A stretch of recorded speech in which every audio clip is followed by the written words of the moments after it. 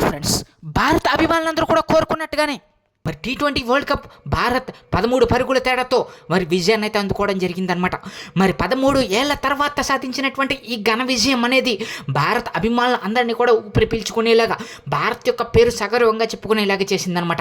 So ఎన్నోసార్లు final దాకా చేరుకుని మరి వరల్డ్ కప్లు, ఐసీసీ వరల్డ్ కప్, అలాగే మరి WC world cup, 50-50 world cup ఇవన్నీ చేజార్చుకున్నటువంటి భారత్ T20 వరల్డ్ కప్ ఎట్టకేలకు 13 సంవత్సరాల తర్వాత ధోని తర్వాత నాయకత్వంలో రోహిత్ శర్మ సాధించినటువంటి విజయం అనేది మరి అందరినీ కూడా తలెత్తుకునేలా చేసింది. భారత్ ఈ మ్యాచ్లో కూడా తడబడి క్లాసిక్ అవుట్ అవ్వకపోయేసరికి మరి అందరూ కూడా ఆశలు వదిలేసుకున్నారు.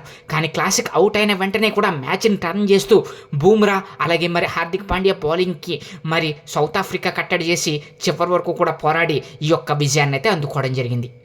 మరి మీకు మరిన్ని ఇలాంటి ఇంట్రెస్టింగ్ అప్డేట్స్ కోసం please subscribe my channel. Thank you.